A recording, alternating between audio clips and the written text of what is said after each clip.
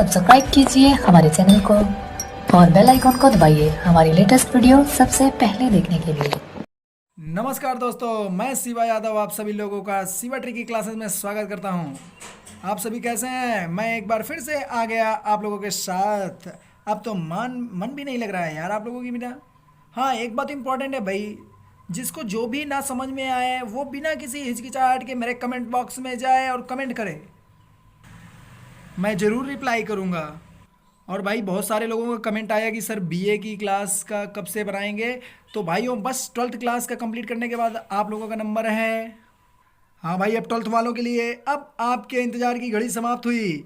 आप याद किए, हम आ गए। आज आप लोगों के सामने क्लास 12th की पहले chapter character of A happy life, जिसको कंपोज किया है सर हेनरी वॉटन ने। इनका लाइफ स्पेंट है 1568 टू लेकर 1639। इससे पहले सभी लोग चैप्टर को स्टार्ट करने से पहले आप सभी लोग अपने छोटे भाई के चैनल को सब्सक्राइब करें, लाइक करें, और जो भी प्रॉब्लम हो आप लोग कमेंट करके ज़रूर बताएं। जो कमियां हों कमेंट करें, मैं अपने अगले वीडियो में ज़रूर सुधार करूंगा। तो आइए, अब इस पोएम का मेन पॉइंट क्या है। इस कविता में जो पोएट हैं उन्होंने प्रसन्न व्यक्ति के गुण बताए हैं। पोएट ने बताया है कि कौन सी ऐसी चीज़ें हैं जिनको हम फॉलो करें करके, या कौन सी ऐसी चीज़ें हैं जिन्हें हम त्याग करके अपने जीवन को प्रसन्न बना सकते हैं। तो आइए फ्रेंड्स, अब हम पहले स्टैंजा को ध्यान से देखते हैं और पढ़ते हैं। How happy is he born or taught that serve not another's will, whose armours is his honest thought and simple truth his utmost skill. यानी जो पोएट है वो कहते हैं हाउ माने कितना, हैप्पी माने खुश, इज माने है, ही माने वह, बॉर्न माने जन्म, आर माने या, टॉट माने शिक्षा से। यानी कि जो पोएट है वो कहते हैं वह व्यक्ति अपने जन्म या शिक्षा से कितना खुशी है, वह व्यक्ति अपने जन्म या अपनी शिक्षा को लेकर कितना खुशी है। दैट जो सर्व सेवा, नॉट ना करे, अनदर्स दूसरों के, विल इच्छा के अनुसार, यानी कि जो दूसरों के इच्छा के अनुसार कार्य नहीं करता। Whose armours is his honest thought, whose armours यानी कि हुज माने जिसका, आर्मर्स माने कवच, इज माने है, हिज माने उसकी, ऑनेस्ट थॉट यानी ईमानदार विचार हैं। यानी जिसका सुरक्षा कवच उसकी ईमानदारी की विचार होती हैं। एंड सिंपल ट्रूथ और साधारण सत्य, हिज एटमोस्ट स्किल, एटमोस्ट माने होता है सबसे बड़ी, स्किल माने कुशलता, उसकी सबसे बड़ी कुशलता होती है। तो मित्रों एक बार फिर से देख लेते हैं।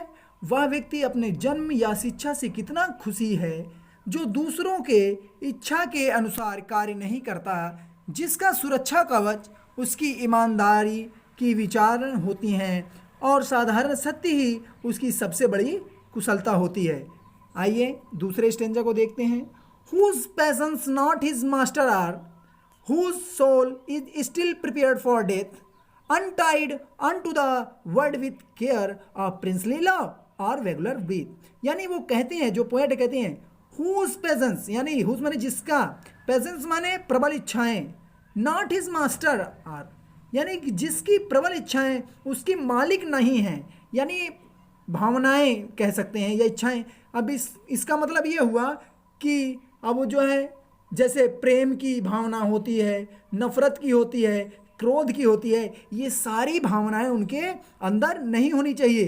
Whose soul is still prepared for death, whose माने जिसकी, सोल माने आत्मा, अंतरात्मा, इज माने है, स्टिल माने सदैव, प्रिपेयर्ड माने तैयार, फॉर डेथ माने मरने के लिए, यानी जिसकी अंतर आत्मा हमेशा मृत्यु के लिए तैयार रहती है। Untied unto the world with care, untied माने होता है स्वतंत्र, हाँ, और केयर माने बंधन। अब ये यहाँ पर ये कह सकते हैं जो संसार के सभी सामाजिक बंधनों से मुक्त रहता है। आप princely love of princely love यानी कि राजाओं की कृपा की, और इसको हम कह सकते हैं राजशाही प्रेम, और या रेगुलर ब्रीथ यानी समान लोगों के आलोचनाओं की, इन सभी से उसको मुक्त रहना चाहिए।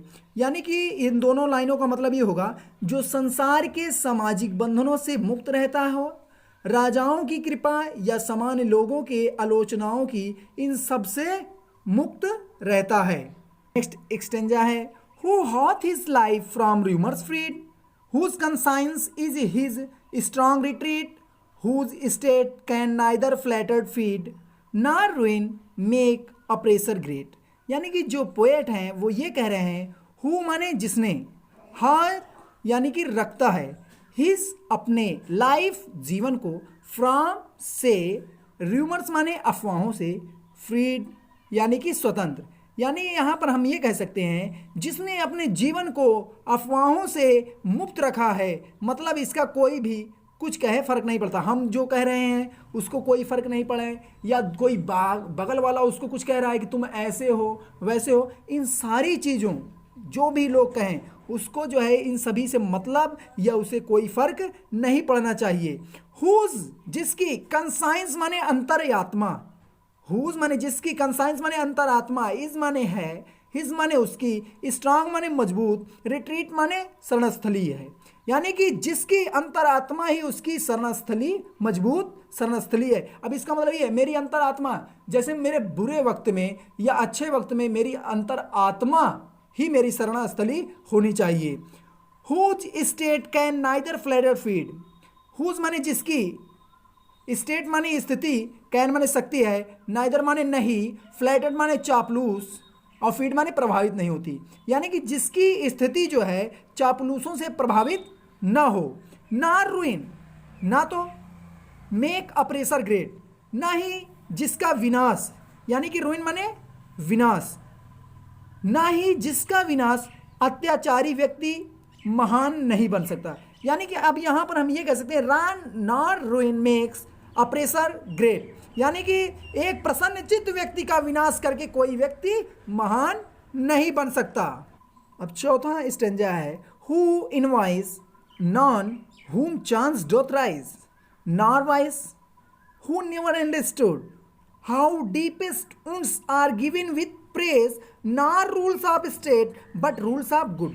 यानी कि जो पोएट हैं वो सीधे से ये कह रहे हैं कि हु इनवाइस, ये इनवाइस माने होता है घृणा, यानी कि नन माने ना करे, यानी वह किसी से घृणा नहीं करता, वह किसी से घृणा नहीं करता। whom chance doth rise, जो जीवन में संयोगवश उन्नति कर गए, या तो हम इसको ऐसे कर सकते हैं, हु इनवाइंस नन, वह किसी से घृणा नहीं करते, उससे भी ना करें, हु माने जिससे ना करें, चांस डोथ राइज, जो किसी मौके से आगे बढ़ गया हो, नॉर वाइज, उससे भी ना करे जो बुरे कार्य से उन्नति के ओर गया हो, हु नेवर अंडरस्टूड, जो या नहीं समझा, हु नेवर अंडरस्टूड, जो या नहीं समझा, क्या नहीं समझा बता, how deepest wounds are given with praise, यानी कि एक प्रशंसा करके कितने गहरे घाव दिए जा सकते हैं। यानी कि हमारी झगड़ा मान लो किसी व्यक्ति से है,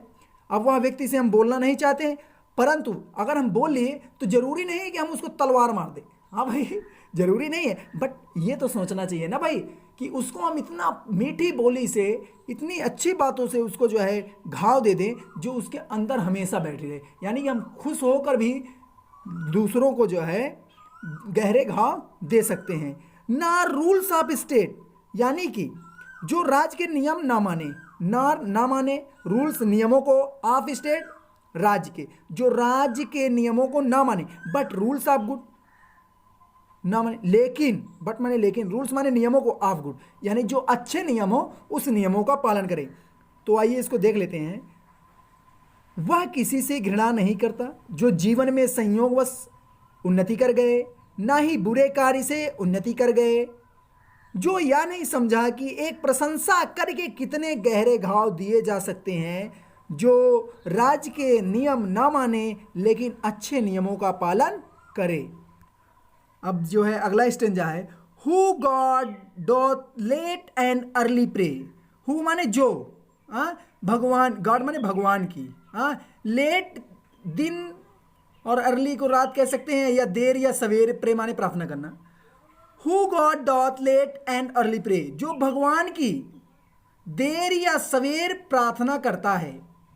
more of his grace, more of his grace, यानी हिज माने उसकी, ग्रेस माने कृपा के लिए, उसकी कृपा के लिए, देन ना कि गिफ्ट्स टू लेंड, उससे उपहार के लिए। यानी कि बहुत से लोग होते हैं कि पूजा करेंगे, भगवान की दिन रात प्रार्थना करेंगे, लेकिन अपने लिए, ए भगवान हमको ये दे दो, हमको वो दे दिया, लेकिन ये नहीं समझते कि अगला आदमी क्या पाएगा। हाँ, वही चीज़ कि भगवान के लिए प्रार्थना करें। जो पोएट है वो कह रहा है कि जो भगवान की दिन रात प्रार्थना करता है उसकी कृपा के लिए, ना कि उससे उपहार के लिए करे।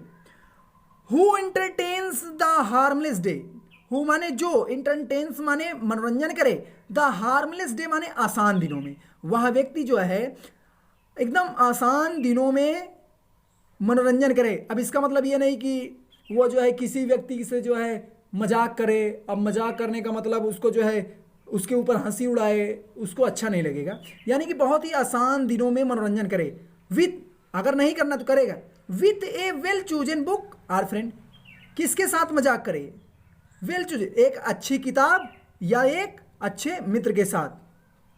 पूरा देख लें। जो भगवान की दिन रात प्रार्थना करता है उसकी कृपा के लिए, ना कि उससे उपहार के लिए। जो मनोरंजन करे लेकिन आसान दिनों में, मतलब आनंद ले लेकिन किसी की हानि ना हो, जैसे उसका मजाक उड़ाकर हम खुश रहें, ये ऐसा मनोरंजन ना करे। किसके साथ कर सकता है, एक अच्छी किताब या मित्र के साथ अपना जीवन व्यतीत करता है। नेक्स्ट स्टेंजा और लास्ट है, this man is free from survival bond of hope to rise or fear to fall, lord of himself thought not of lands and having nothing he hath all. इसका मतलब this man, वह व्यक्ति, is है free, स्वतंत्र, from से, survival bond माने सामाजिक बंधनों से, वह व्यक्ति स्वतंत्र होता है सामाजिक बंधनों से। आप होप टू राइज, जिसे जो है उन्नति के आशा, उन्नति की आशा, और या फियर टू फॉल, गिरने के डर से, वह व्यक्ति उन्नति की आशा या गिरने के डर से मुक्त होता है। Lord of himself, Lord of himself यानी खुद का वह मालिक होता है, वह स्वयं का मालिक होता है। दैट, अरे थ्रो, यद्यपि, नॉट ऑफ लैंड्स, यद्यपि उसके पास लैंड्स ना हो, जमीन्स ना हो, कुछ भी ना हो, एंड हैविंग नथिंग, और कुछ भी नहीं, नथिंग और कुछ भी ना हो, ही है थाल, उसके पास सब कुछ है।